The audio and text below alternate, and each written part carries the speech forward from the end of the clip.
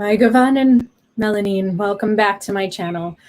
I'm Kimberell Eventide, and I'm going to discuss all about Irmo, which is actually his name, the Valar of Dreams, but he is also known as Lorien, and we will discuss more about that. To begin with this presentation to you all, I have to go into the complete guide of Middle-earth and give you the three definitions of Laurieann because Tolkien creates often multiple uses of certain words. And so within his notes of the Lost Tales that we will go into, it will kind of explain more of the usage of Lorien and what it really means. There are three different definitions to Lorien. So Lorien, which means dreamland, in the first definition, the more common name of Irmo, one of the lords of the Valar. Lorien is one of the Feantori, a brother of Mandos and Nienna. His spouse is Este, and he is the master of visions and dreams. And with Este, he provides rest and recovery to the Valar and Eldar. His dwelling is in the gardens of Lorien, whence his name. So this is where he gets his name, but it's Irmo, and that is his real true name. But we will learn why most people start to call him Lorien, and that's kind of what we know him as. The second definition is Lorien, the dwelling of Irmo and Este in Valinor, the place of repose for the Valar and Eldar. The gardens of Lorien are the most beautiful in Arda, and the waters of its fountains refresh the inhabitants of Valinor. Lorien contains lakes, many flowers, and silver willows. It is a place of soft beauty, and its dominant color seems to be silver. Hence why I am in Lothlorien today, and we will discuss the connections there, because there is a connection. The third is Lothlorien, or Lorien for short. And this is the elven realm west of Anduin at the meeting of Celebrant and Anduin, ruled by Celeborn and Galadriel. The Melern woods of Lorien was protected from Sauron by the power of Galadriel, and here alone in Middle-earth was the true beauty and timelessness of Eldamar preserved. Lorien was made and founded in the Second Age by Galadriel on the model of Doriath. Although most of its people were Sylvan elves, Sindarin was spoken in Lorien. In the Second and Third Ages, Lorien aided Elrond at need, especially in the TA 1409. But otherwise, the land Lorien remained isolated from the outside world. So now we start to kind of understand why Lothlorien gets its name. And it is modeled after the ancient city of Doriath, and that is the capital of Beleriand, and that is a very old ancient fairy realm in Middle-earth. And it's connected to Valinor, and it is also connected to Lorien of Valinor and that special place. So in the Silmarillion, this is where we start to meet Lorien, or Irmo is what his name is in here. The Feantori, masters of spirits and brethren, and they are called most often Mandos and Lorien. Yet these are rightly the names of the places of their dwelling, and their true names are Namo and Irmo. Irmo, the younger, is the master of visions and dreams. In Lorien are his gardens, in the land of the Valar, and they are the fairest of all places in the world, filled with many spirits. Este, the gentle, healer of hurts and of weariness, is his spouse.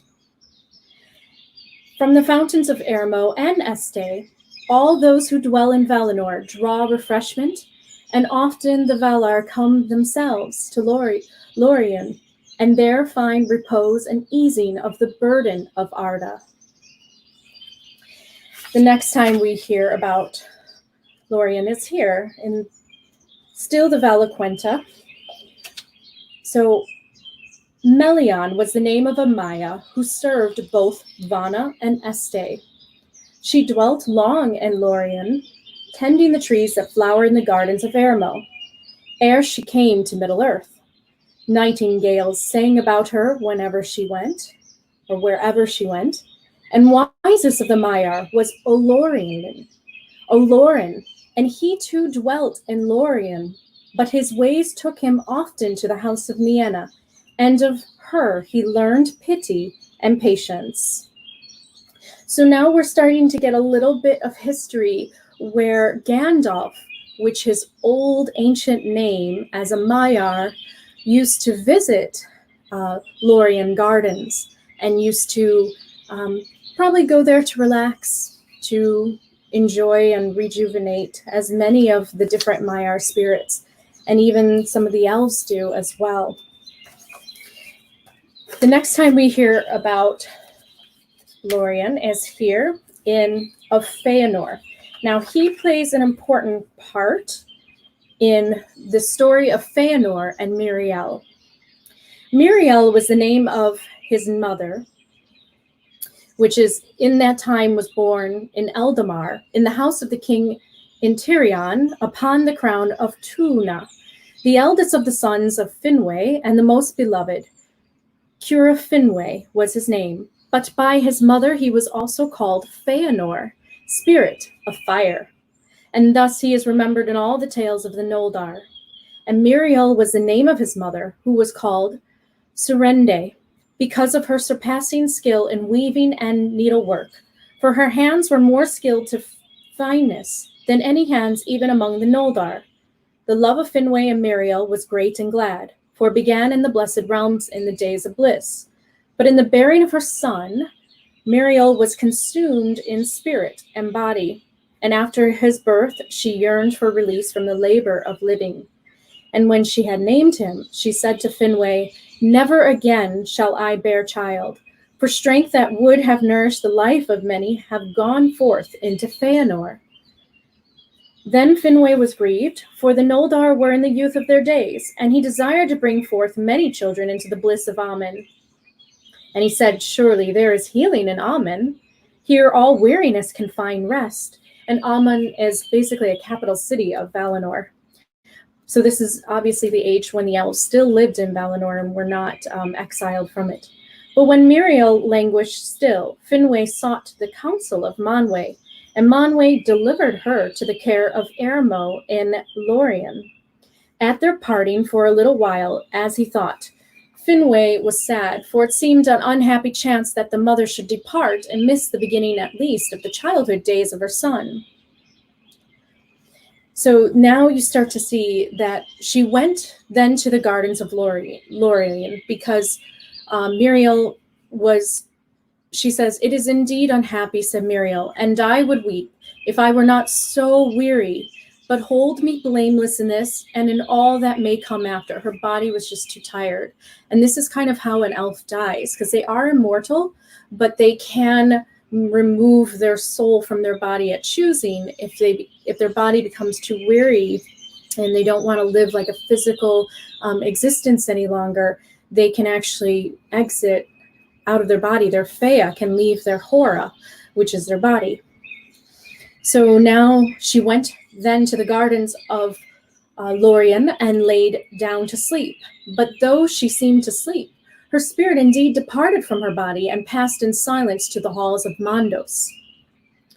The maidens of Este tended the body of Miriel, and it remained unwithered, but she did not return. Then Finwë lived in sorrow, and he went often to the gardens of Lorien. And sitting beneath the silver willows beside the body of his wife, he called her by her names. But it was unavailing, and alone in all the blessed realm, he was deprived of joy. After a while, he went to Lorien no more.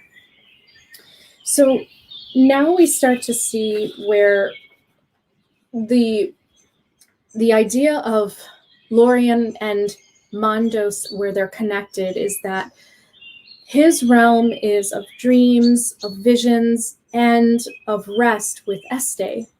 So it's a place of rest before actually being judged by the halls of Mondos. So they're connected because it's almost like a state of rest before you move on into the halls of Mondos to be judged, and then possibly come back in a reincarnated form.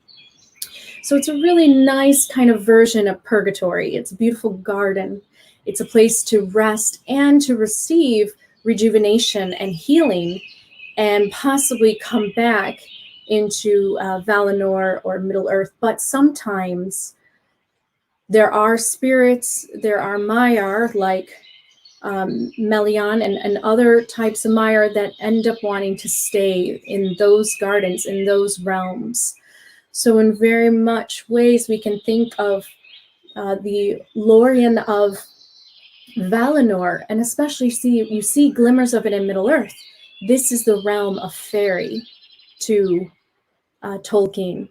The perilous realm, the realm of joy, of rest and laughter, but at the same time, it can be dangerous too, because you can lose your sense of time in there, and everything becomes really slow moving, and you might not want to come back.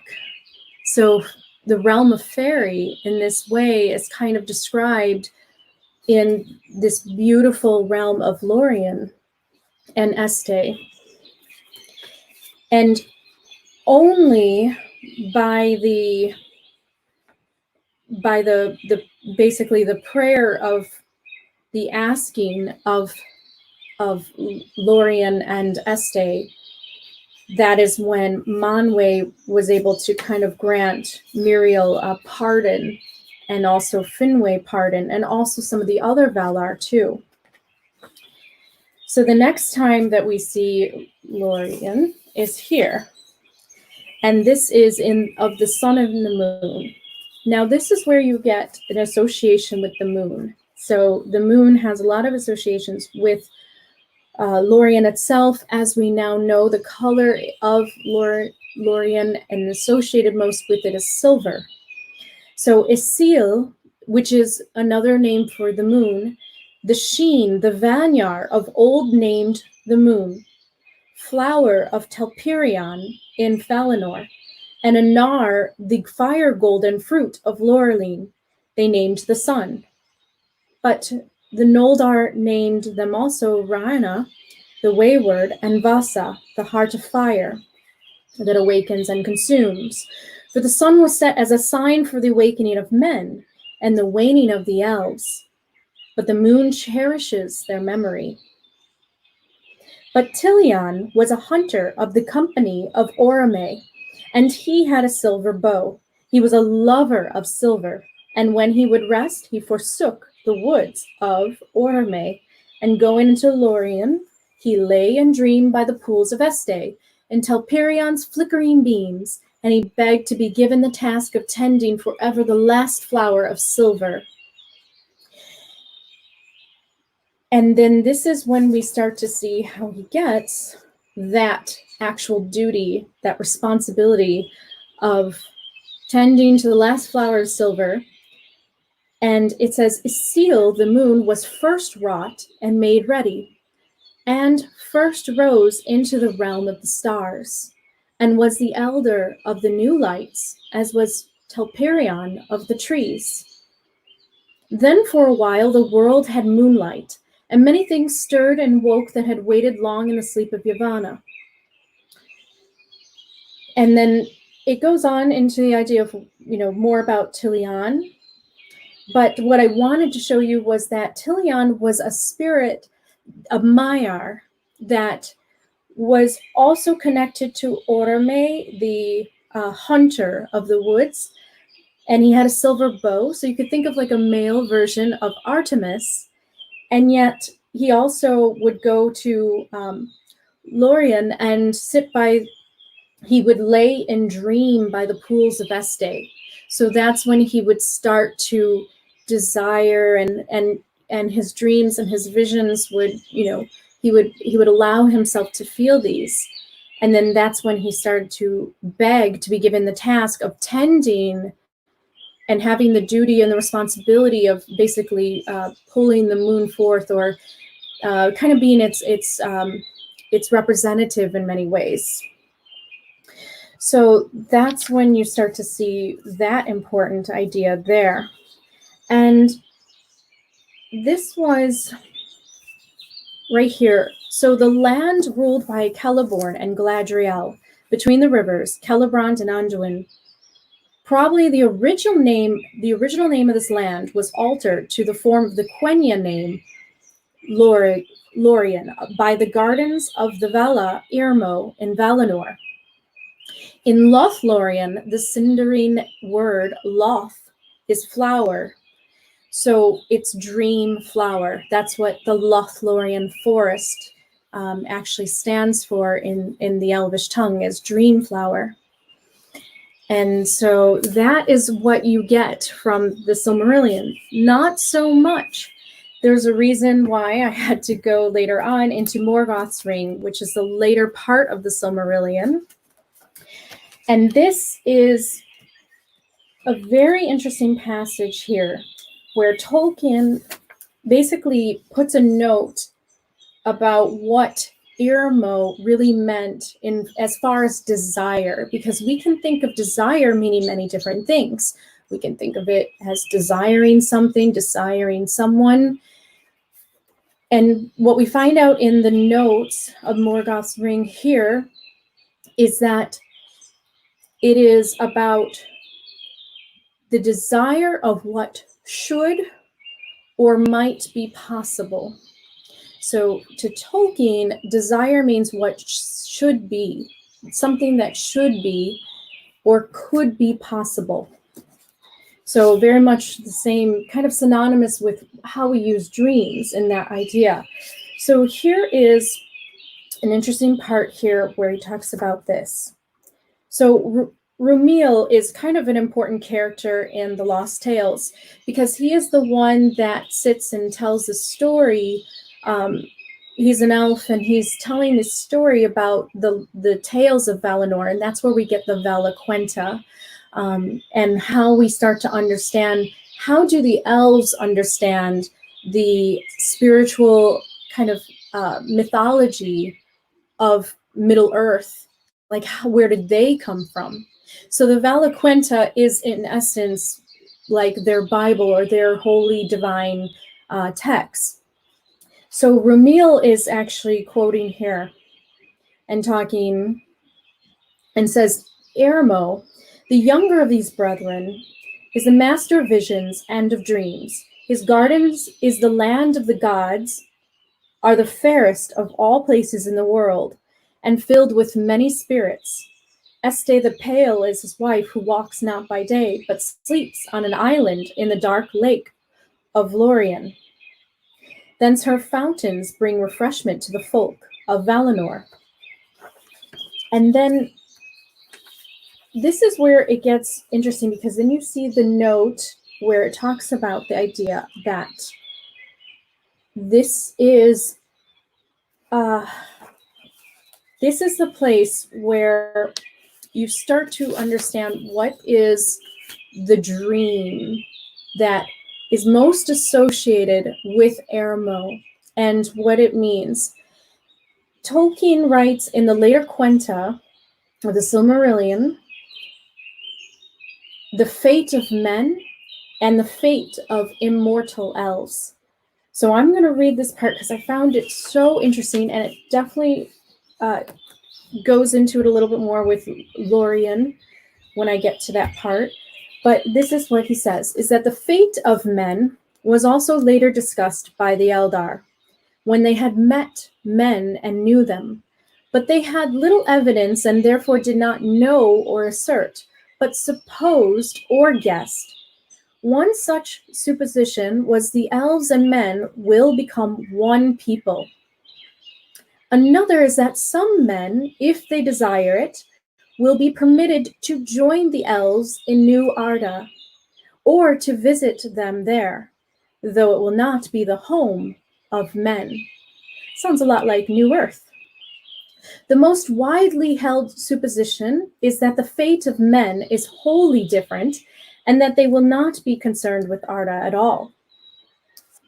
And the fate of immortal elves to inhabit New Arda or Arda healed, probably not in a physical sense, since what is meant by the tale of Arda seems to be this: the world and its time appears to begin and end simply because it is bounded, neither infinite nor eternal. Its finite story, when complete, will be like a work of art, beautiful and good as a whole and from outside, not in time or its time. It can be contemplated with wonder and delight, especially by those who have taken part in its tale. Only in that sense will elves or men inhabit Arda complete. But New Arda, or Arda unmarred and healed, would imply a continuance beyond the end or completion.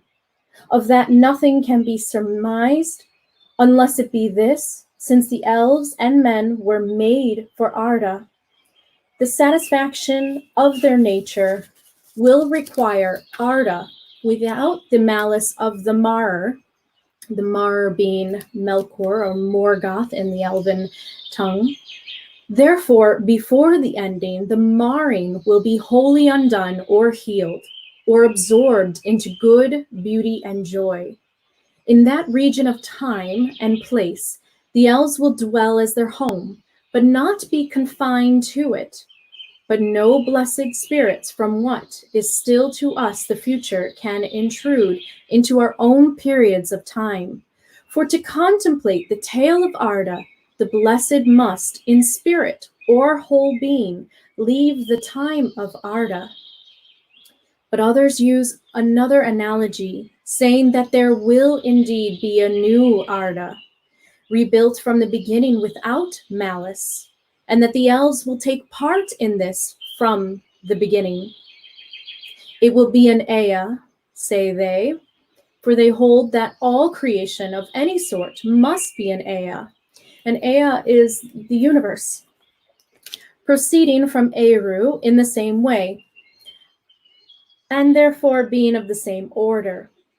They do not believe in contemporaneous, non-contiguous worlds, except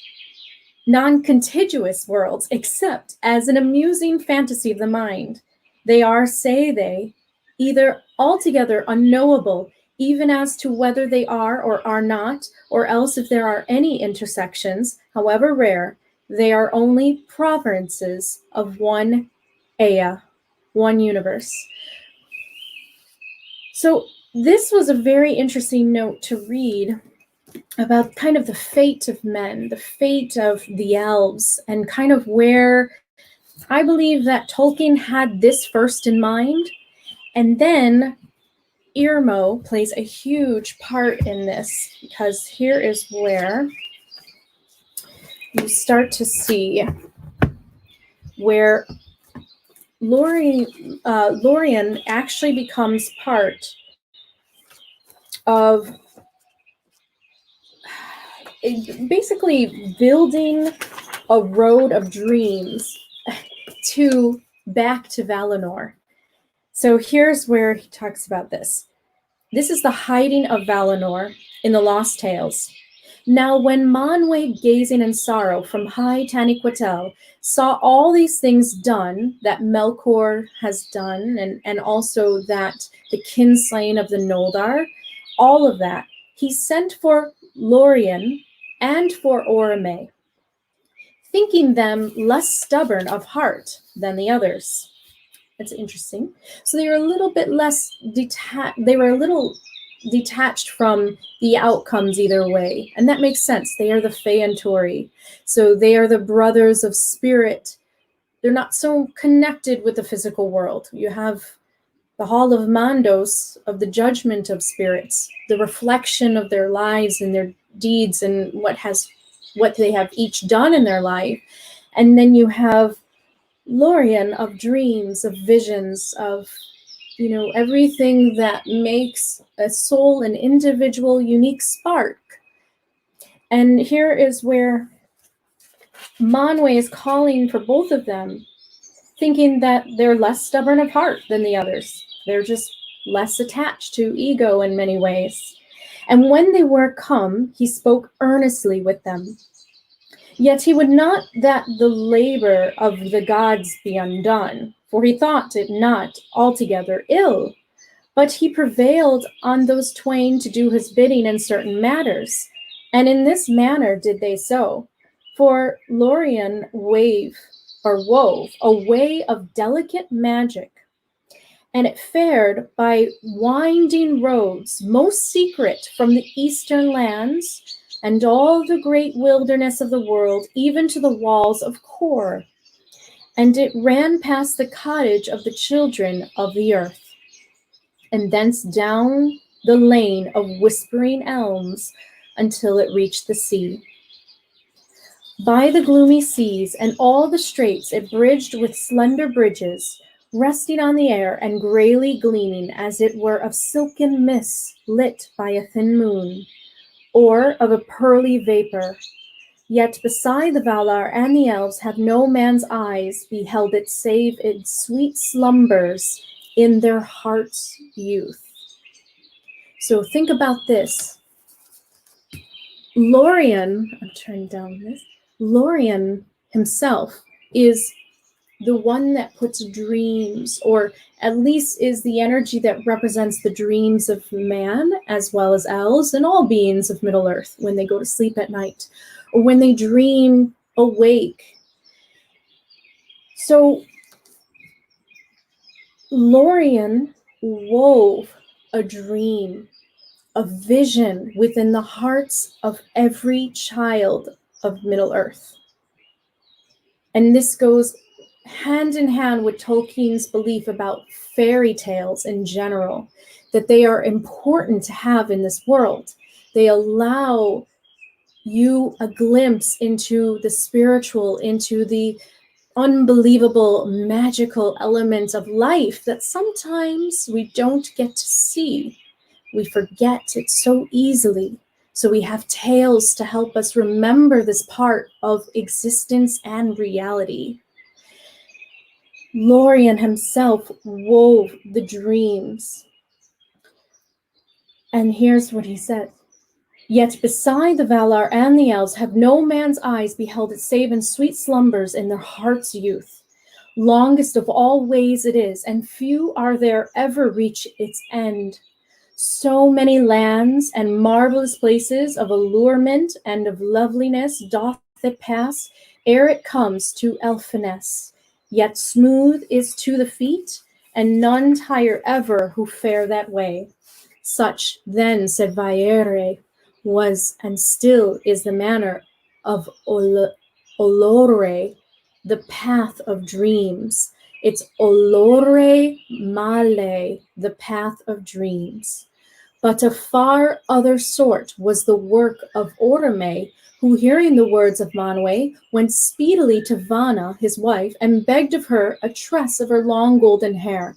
Now the hair of Vana the fair had become more long and radiant since the days of her offering to Aule, and she gave to Orome of its golden treads. Then did he dip these in the radiance of Colunion, but Vana wove them cunningly to a leash immeasurable, and therewith Orome strode swiftly to the gatherings of Manwe on the mountain. Then calling loudly that Manwe and Varda and all their folk came forth, he held before their eyes his thong of gold, and they knew not his purpose. But Orome bid them cast their eyes on that hill that is called Kalorme, standing hugely in the lands, most distant from Valinor, and is held most lofty save Taniquetel, yet seemeth there from a dim thing fading afar off. Even as they watched, Orome step back, and putting all his cunning and his strength, thereto he made a mighty cast, and that golden cord sped in a curve through the sky until its noose caught Calorme's topmost pinnacle. Then by the magic of its making and the cunning of Orme's hand, it stayed a bright golden curve and neither drooped nor sagged. But Orme fastened its hither end to a pillar in Manwe's courts, and turning to those who gazed upon him and said, "Who then listeth to wander in the great lands? Let him follow me." And thereat he set foot upon the thong, and sped like the wind out over the gulf, even to Calorme, while all upon Taniquetel were silent in amaze. Now did Orme loosen the thong from Calorme's peak, and run as swiftly back, raveling it as he came, until once more he stood before Manwe. Then said he, "Lo, O Sulamo, lord of the airs, a way I have devised, whereby any of the Valar of good heart may fare whithersoever they list in the great lands. For whither they wish I will cast my slender bridge, and its hither end wilt thou securely guard." And of this work of Orme came that mighty wonder of the heavens, that all men look upon and marvel at, and some fear much, pondering what it may portend. Yet doth that bridge wear a different aspect at different times, and in various regions of the earth, and seldom it is visible to men and elves. Now because it glistens most marvelously in the slanting rays of the sun, and when the rays of heaven moisten it, shines most magically therein, and the gold light breaks upon its dripping cords to many hues of purple, green, and red. So do men most often name it the rainbow. But many other names have they fashioned also, and the fairies call it Ilweren, the bridge of heaven. Now living men may not tread the swaying threads of Ilweren, and few of the Eldar have the heart. Yet other paths for elves and men to fare to Valinor are there none since those days, save one alone, and it is very dark, yet it is very short, the shortest and swiftest of all roads, and very rough, for Mandos made it, and Fui set it in place. Qualvanda it is called, the road of death, and it leads only to the halls of Mandos and Fui. Twofold it is, and one way tread the elves and the other souls of men, and never do they mingle. Thus, said Vaire, was the hiding of Valinor achieved, and the Valar let slip the chance of a glory more splendid and enduring even than the great glory which was theirs, and still is. Nonetheless are there still very mighty tidings of those days to tell, of which perchance I may now recount to you a few, and one I will name the Haven of the Sun. So now we start to see that there's the path of dreams, which is what Laurieann represents, and there is a road of death, which is what Mandos represents. So to Tolkien, there are two different ways that you can enter into the spirit world, that you can glance the astral planes, and it is through the path of dreams, through your dreams. And it is also the road which is dark and very short, is the road of death. So there's what Tolkien is trying to say is that the path of dreams is more longer, enjoyable experience for you to get a glance at the truer spiritual reality of yourself, because we all have different dreams. And the more that we get in touch with our own dreams, our own visions, our own goals, we start to understand ourselves more, and we start to understand existence simultaneously. So to follow your dreams, to follow your goals, your inner visions, is something very important to Tolkien. Very important. And so that is why it's a power on Middle Earth. It can lead men and elves back to the place of Valinor, or there's a mystery place for men, because it's not necessarily Valinor for men, that's for elves. but there's a mystery place after, when men have transitioned and moved on. And I can only imagine that it's probably just as beautiful. And so the paths don't meet between elves and the men in death, but they're both equally beautiful. They're both equally enjoyable. But what makes them truly enjoyable is about the journey of following your dreams while alive and not trying to spiritually bypass and enter into the astral spiritual planes through the road of death only, but to follow the path of dreams that was woven by Lorien, or Irmo, which is his true name. So I thought that was an amazing part that was left out of the Silmarillion when it was edited by Christopher Tolkien. But I'm so happy to have the Book of Lost Tales, because if we did not, we would not get that really detailed information that just really shows a whole other side of things. And I just thought it was really important to discuss. The next part in the Book of Lost Tales that I want to discuss, if you're wondering, what does Laurieann look like? You know, what does this realm look like? So in the Silmarillion, they don't get too detailed. The way that Christopher Tolkien decided to edit, and probably just because there's just so much information in the Silmarillion itself, he did not put in the descriptions, but we do have the notes from Tolkien in the Lost Tales. So this is what Laurieann looks like. So Lorien too dwelt far away, and his hall was great and dimly lit and had wide gardens. The place of his dwelling he called Murmurin, which Aule made of mists gathered beyond Arvalian upon the shadowy seas. 'Twas set in the south by the feet of the mountains of Valinor, upon the confines of the realm, but its gardens wandered marvelously about, winding nigh to the feet of Silmarillion, whose shining lit them strangely. They were full of labyrinths and mazes, for Lorien, or Yavanna's her other name, had given Lorien great wealth of yew trees and cedars, and of pines that exuded drowsy odors in the dusk.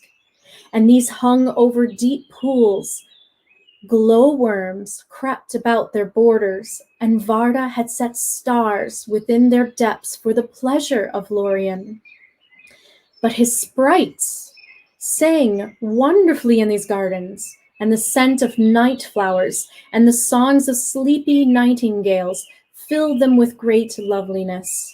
There too grew the poppies, glowing redly in the dusk, and those the gods called Fulmeller, the flowers of sleep, and Lorien used them much in his enchantments. And Miss most of those pleasaunces was set within a ring of shadowy cypress towering high that deep vat Silmarillion, and there it lay in a bed of pearls, and its surface unbroken was shot with silver flickerings, and the shadows of the trees lay on it, and the mountains of Valinor could see their faces mirrored there. Lorien, gazing upon it, saw many visions of mystery pass across its face, and that he suffered never to be stirred from its sleep, save when Silmo came noiselessly with a silver urn to draw a draught of its shimmering cools, and fared softly thence to water the roots of Silmarillion ere the tree of gold grew hot. So that is the wonderful description. I mean, that sounds like a wonderful place to rest. So that gives you the description of Lorien in a much more detailed way than ever the Silmarillion can. Now, there's something interesting to talk about with Melian and also her daughter Luthien.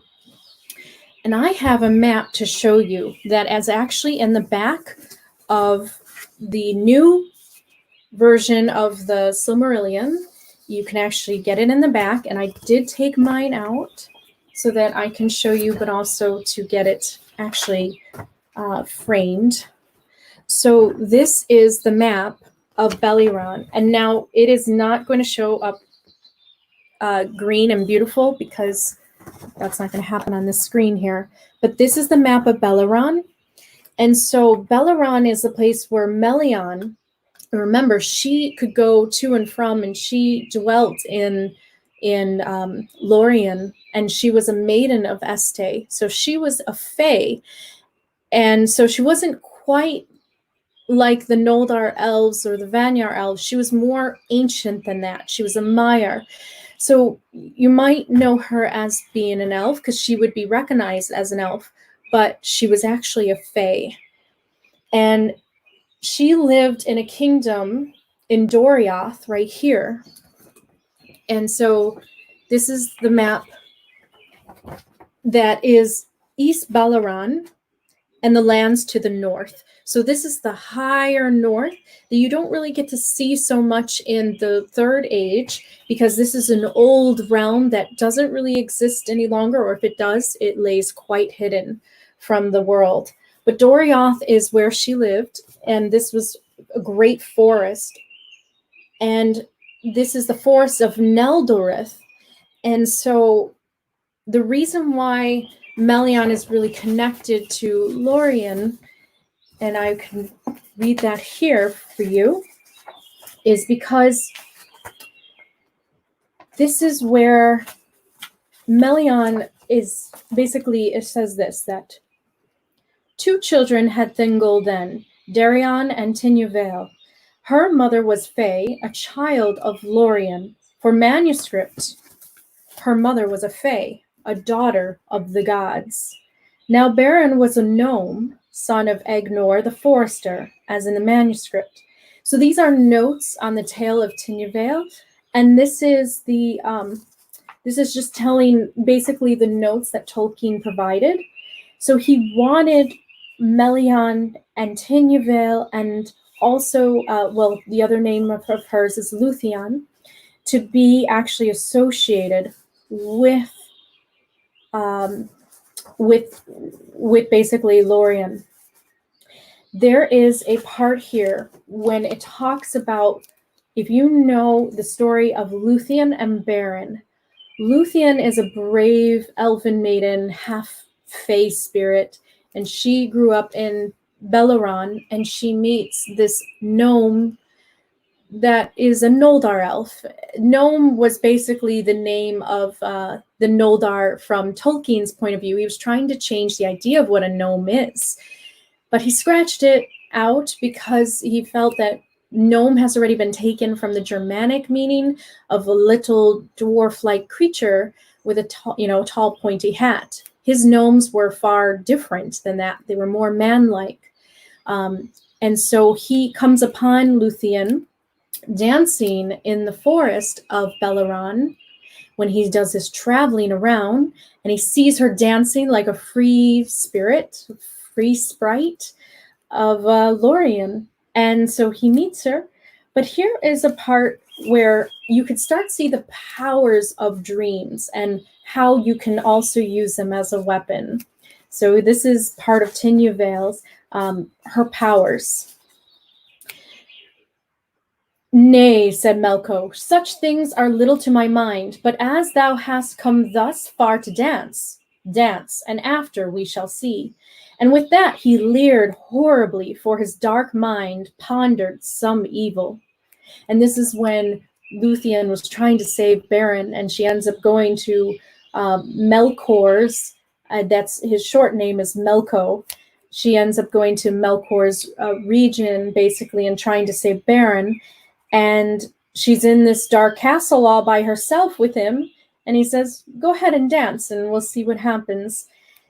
Then did Tinuvael begin such a dance as neither she nor any other sprite or fae or elf danced ever before, or has done since. And after a while, even Melko's gaze was held in wonder. Round the hall she fared, swift as a swallow, noiseless as a bat, magically beautiful as only Tinuvael ever was. And now she was at Melko's side, now before him, now behind, and her misty draperies touched his face and waved before his eyes. And the folk that sat about the walls or stood in that place were whelmed one by one in sleep, falling down into deep dreams of all that their ill hearts desired.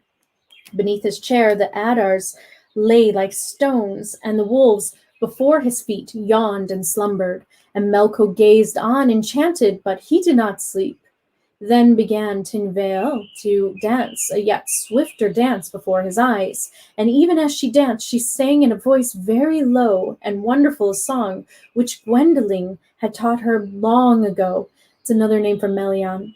A song that the youths and maidens sang beneath the cypresses of the gardens of Lorien, when the tree of gold had waned, and Selpillion was gleaming silver. The voices of nightingales were in it, and many subtle odors seemed to fill the air of that noisome place, as she trod the floor lightly as a feather in the wind, nor has any voice or sight of such beauty ever again been seen there. And I knew Melko, for all his power and majesty, succumbed to the magic of that elf maid, and indeed even the eyelids of Laurieann had grown heavy, had he been there to see. Then did Melko fall forward, drowsed, and sank at last in utter sleep, down from his chair upon the floor, and his iron crown rolled away. So that's how she ended up beating Melkor in that moment and saving Beren. To a point, but you'll have to read the story Luthien and Beren for more information on that. Let's see, I had this other part here that I was going to show you. And I think I did it. So let's talk. What does this all mean for us? We went into it a little bit. Highlights of this to take with you, for it to be meaningful to you and not just a story. Irmo is the true name of the Valar, of dreams, of desires and visions, and not desires that we might think of coveting something, such as possession of someone, romantically or anything like that. It could be, but it's also your deepest desire. What do you want life to be like? What do you want Earth to be like? What do you want existence to be like? These are the deeper desires that Laurieann can weave into the beings of Middle-earth, or just listen and grant these types of prayers or wishes. That's kind of what he was able to do. Lorien was his home with Este. We know that. It's a beautiful place of silver willows, cypress trees, yew trees, and lakes. And one of the lakes was named Laurieann, which is where many go to heal, and Este sleeps each day. She sleeps in an island in the middle of that lake. And fairies, sprites, all these different types of spirits that are ancient more so than Arda, and that are Maiar, but also other types of energy, live there. They dwell there. Fairies, singing nightingales, and Maiar, like Melian, live there to come and go as they please. And even Maiar spirits, like Gandalf, then named Olorien, visit there to be refreshed and healed. Lore is the Elven Sindarian language for dream or slumber, and Loth is flower. So you have Lothlorien forest, which is dream flower, which is truly modeled after the realm of Beleriand, Doriath, which is modeled because Melian herself, since she's a spirit of Lorien basically, because she comes from that beautiful place in Valinor, when she helps create Beleriand with Thingol, she creates it to be very much in the same spirit as Lorien in Valinor. And then Lothlorien, that Galadriel creates, becomes modeled after Doriath. And Doriath is modeled after Lorien in Valinor. So do you see that connection? There's layers, but they're all connected in the beautiful way that these realms exist as. And Melian and Thingol, the king and queen of fairies, basically, that's what they could be thought of.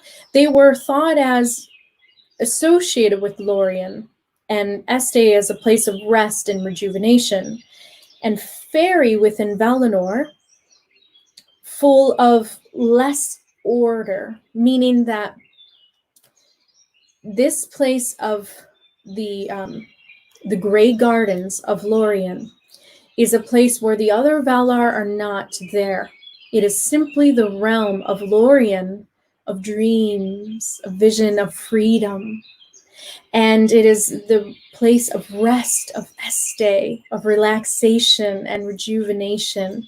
Do you see the energy? It's different than in the city of Amen in Valinor with Manwë and the other Valar that are trying to, monitor life and keep things going. There's less order in the realm of this type of fairy realm of Lorien.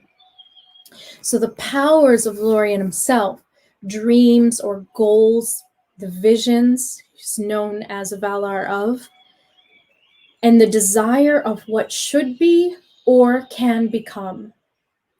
So a little bit with that energy of hope, to keep that dream alive in you, we should never forsake our dreams. You should never give up on a dream. It means everything to your spirit. And your soul will let you know when you have given up on a dream, when you have stopped believing in it. You'll feel empty. You'll feel like there's something missing. You're not doing what you're supposed to, because dreams are connected to the subconscious mind. So Lorien, on a real psychological level, he represents the subconscious mind past the emotions. Like Ulmo. Ulmo is also subconscious in a way because it's about the depth, the inner depth, but his is more about the emotions. And so this is past that. This is your dreams.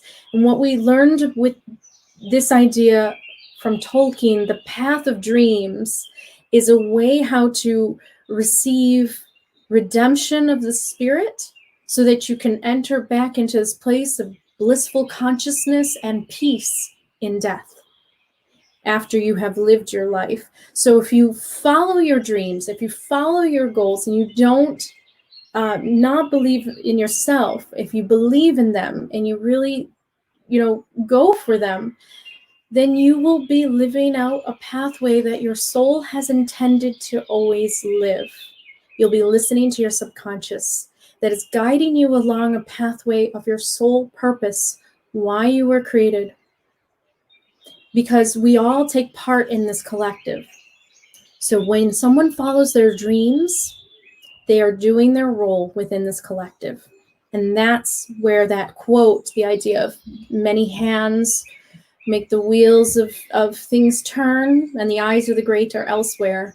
This goes hand in hand with this idea that when you follow your dreams, you follow your goals, your desires, you are aiding to help the collective in a way as well. And the other thing that Tolkien said, so this is a paraphrase I found out by a Tolkienite, that this is not an exact quote that he said himself, but it's a paraphrase on other things that he did say in the past. But the idea of dreams or goals of a soul is about a single dream is more powerful than 1,000 realities. And this was quoted to be J.R.R. Tolkien, but it's a paraphrase of his other writings. And what that means, a single dream is more powerful than 1,000 realities. There could be 1,000 people that believe in the reality of their life. And reality sometimes is bleak. It can be sometimes cold. It can be sometimes unforgiving. And it could be sometimes disbelieving in your dreams. But if there's one person who believes in their dreams and that inner sight that they have and follows that, they can change the world. The dreamers in this world have changed the world, have changed history by inventions that they have come up with, by ideas, messages that they put out forward. It is the dreamers. It is the dreamers that dare to dream and believe in their dreams that move things forwards. So that's why Tolkien was very much thinking that, dreams are a very important aspect, because you can have a lot of people that just believe in reality. And even though dreams cannot be seen, they can become a reality if you believe in them enough and if you work for them, if you work towards them enough. Tolkien saw dreams as a road or a path towards your true destiny or origin. When one follows their dreams, they ultimately are doing the will of God or creation, whichever word you prefer.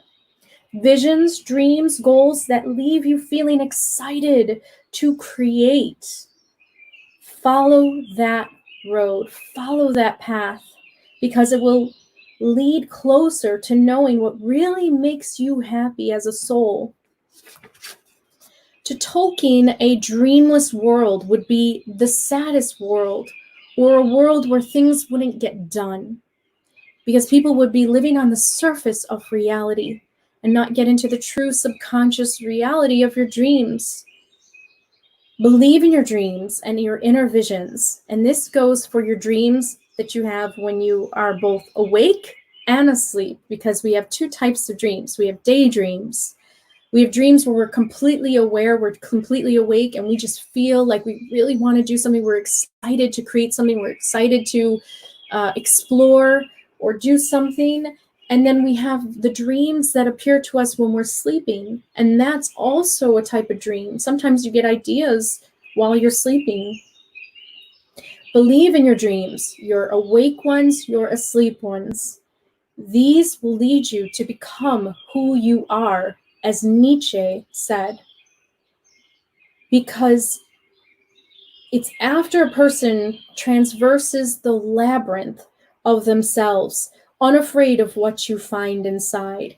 If you follow your dreams, if you believe in yourself that you can pursue these dreams, then you will have moved past the fear part of you. And then that is where you get through the labyrinth, which is interesting because Lorien is much like a labyrinth of trees, as the description said. So there's a labyrinth within our own consciousness. It's like the Lorien gardens as well. So you go through following your dreams and you get closer and closer to the center of that labyrinth, which is the truth of your soul, which really makes you happy. It's following your true joy. The other thing that Irmo represents is the fairy realm of consciousness, which I've gotten much clarity in understanding Irmo and Lorien on fairy. Fairy is a realm of consciousness that exists in the astral planes, the astral realms. And so what that means is that we, at times, we can think of fairy as an actual place, and it surely can be experienced that way. Because when you remove yourself from this life in this material body, you can enter into a new existence, which is that afterlife, and that's the astral field if you are still in spirit form. And if you decide to stay and not reincarnate into a physical body, you can exist in these consciousness realms that are fairy. And this is the realm of consciousness, which is an actual place in the astral and spiritual realm. And so that's why Lorien is kind of in between Valinor and the halls of Mandos. It's not yet a place to be completely judged. It's not moving on to reincarnate. It is an astral spiritual realm where a soul can go and hang out for many ages, as long as they want, because time is completely non-existent there. It's relative. And this is where fairy realm becomes dangerous, in the idea that when you go to visit this type of astral realm, you can end up staying there for much longer than you planned, because time does not exist in the way that it does here. And you can find yourself just losing sense of time in general and not wanting to leave. So this is also very relaxing to a soul, because if you think about yourself in this physical world, we're always rushing, we're always trying to make our mark to time, because that is a point of measurement of moments that we have created in this collective. But if you take away the element of time and you just have this realm that is beautiful to experience, you could see why it's more relaxing. There's a sense of freedom there. There's no obligations to meet anybody at a certain time. You don't have to go to work at a certain time. Time is completely relative in the Lorien realm. So to Tolkien, fairy is needed in this world as a welcomed escape to a trapped prisoner within a material world. And he has this famous quote that I will leave on the bottom for you, which he talked about how fantasy is not a bad thing to use as a form of escape, because wouldn't you want to help a prisoner escape from prison if you could? Often our dreams and visions of a more beautiful realm keeps the dream going inside of us. It allows us to create within these earthly realms because we have the vision of these other unearthly realms, like I have done with my channel, and many of you have seen with art, with jewelry, with fashion. We are slowly making the realm of fairy visible for others. Many people are going to see that happen. Everything's going to become more real in an unreal kind of way, which is really exciting. And Tolkien would, I think, be very happy at this time, because more people are believing in this type of reality, in this existence. And so the last part I have here is the subconscious mind. The consciousness below the surface is what Irmo represents. It contains both your fears as well as your joys, your desires, your goals. And when you go to sleep at night, your dreams play out your subconscious.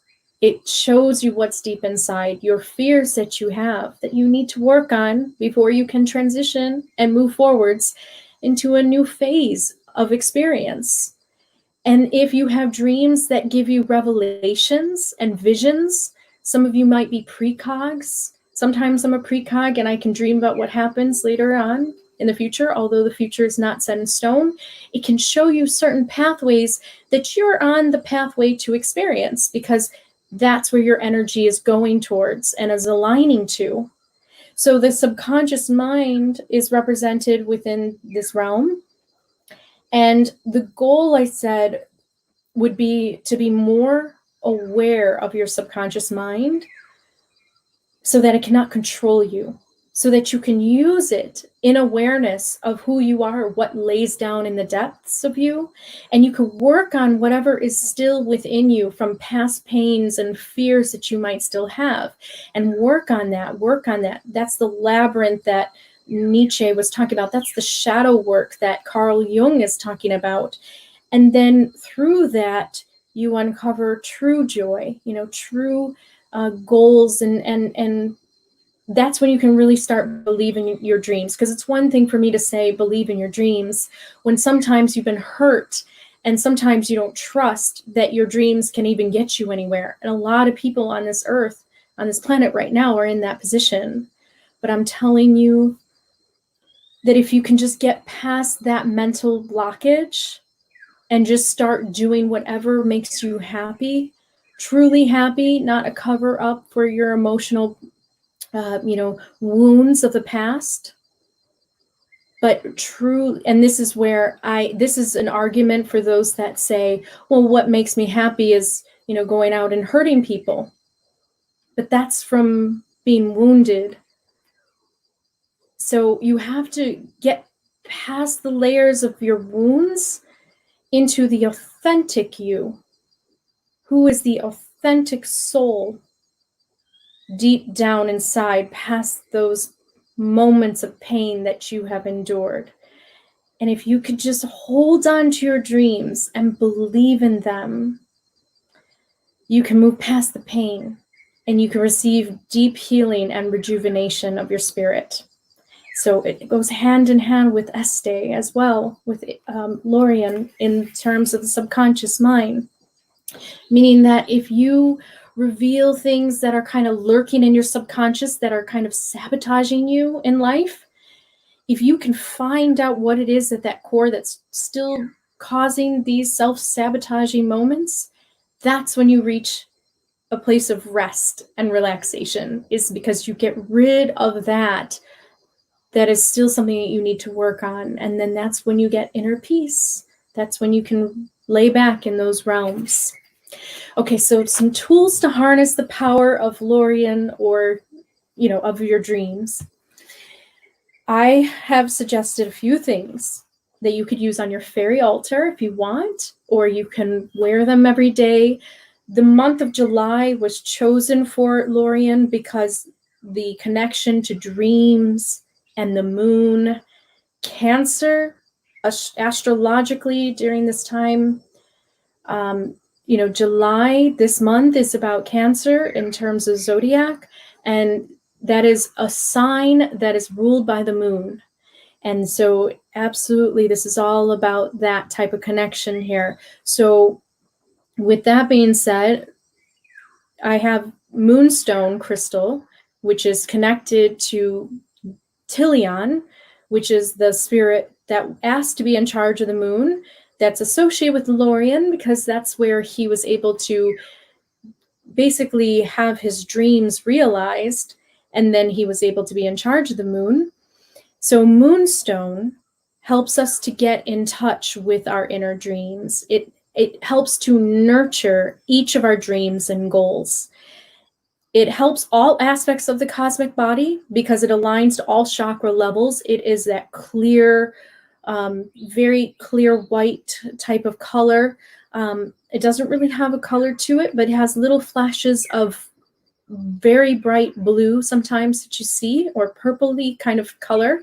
So it could be that ultraviolet type of fairy energy that's coming forward in flashes of light from this really kind of pure milky stone of Moonstone. And it helps all aspects of our chakra levels, but helps especially with your third eye soul communication, divine communication, and alignment to your dreams and to your goals, and allows you to express them more. The other crystal that helps us do that is Chalcedony, which is a light blue or green version that I would suggest. And this stone reminds me of the waters of Laurieann, which is the lake of Lorien, and it helps with smoother expression of your dreams. So you can tell others about your dreams. You can openly admit your dreams. And it's a gentle, cooling energy of your fires, your emotional fires, allowing for a more detached outlook towards the pain and trauma that you have experienced. And it heals you from it through the power of realizing your dreams. So that's a really great stone for communication of your inner dreams. So I would say Moonstone and Chalcedony, that was the ones that I really connected to. Of course, there's more, but those definitely can help you. The other tool I have is a dream catcher. Now, although J.R.R. weaves the strands of time, and I also associated her a little with the dream catcher because of the threads weaving together, and she'd be like tapestry more, Laurieann helps hold the dreams down in place. And a dream catcher is an ancient symbol of beauty. You can find them, and they're very beautiful and artistic expressions.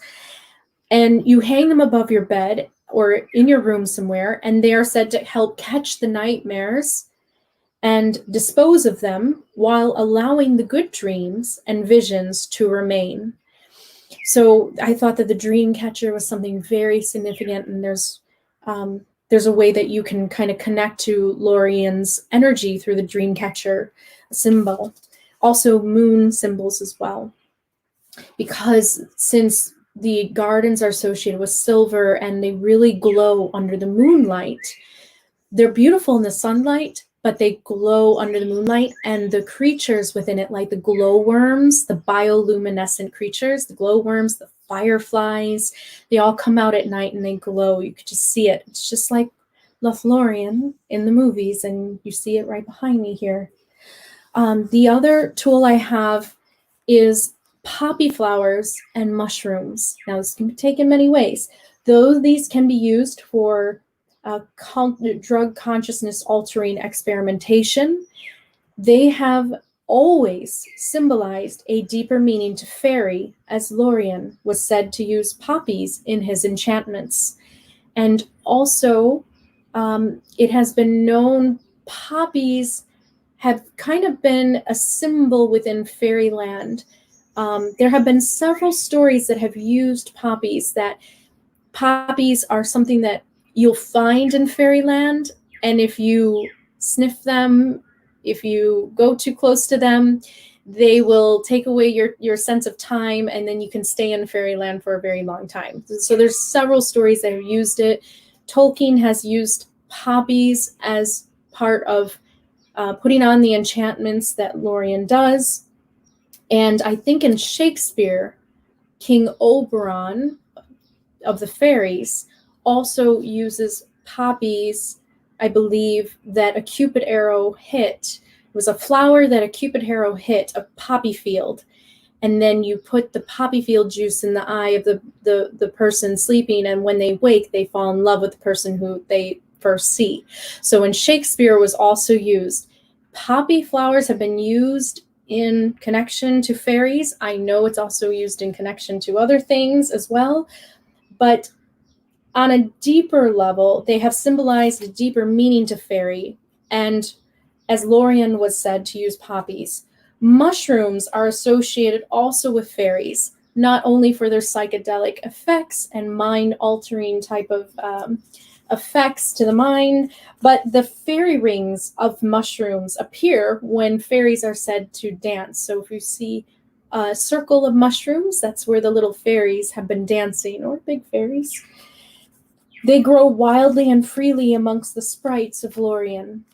So if you want to have a poppy flower next to your fairy altar, this is something that can definitely get you into the energy. Also, mushrooms, even if you just have pictures of them too, that icon and that the symbol of it can really help you. The next tool that I have, if you want to use symbolism, Luna moths, or moths in general, because they are connected to Melian. Luthien was said to have moths flying around her. Also Melian as well. So moths, glowworms, fireflies, and nightingales are all creatures that were mentioned in the Lorien realm. They're creatures that come out at night. They're associated with this realm. And the nightingales sing during the day in Lorien, as well as in lovely melodies at night, it has said. So you can use that type of symbol if you want to get into connection to this realm. And the last tool I have is a dream journal. Write your own waking and sleeping dreams down. I think that it's very important for people to carry a dream journal with them when they get ideas or inspirations, but also when you wake up after you sleep, write down your dreams. If you had a really wonderful dream that feels really real and it's pointing you towards something and it makes you feel happy, that could be your subconscious mind giving you a special message of something that you have maybe forgotten in your consciousness when you're awake. Your subconscious is kind of reminding you of things that you might have pushed down, pushed aside, because in your waking state, you have other distractions. And we are in this collective that we have created where we don't have time sometimes to focus on our own personal dreams. Isn't that strange? So the more people focus on their individual dreams, the theory is that we will make this world a better place.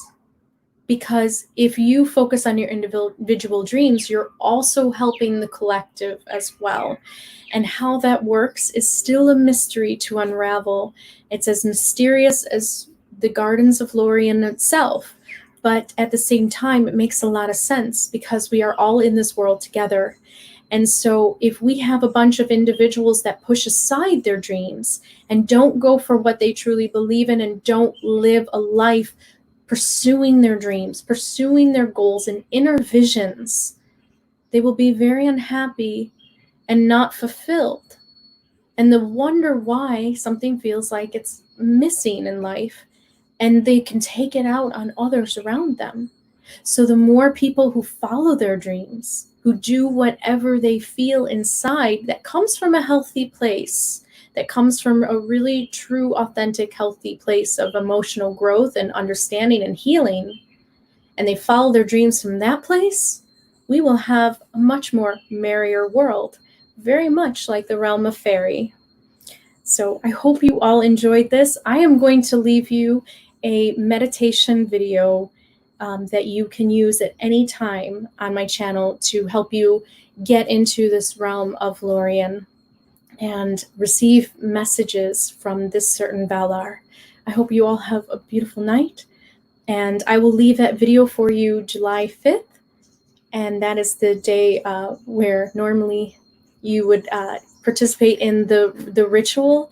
And I wish you all a happy 4th, and don't stop believing in your dreams. I guess that's the message I'll end with. Namarie.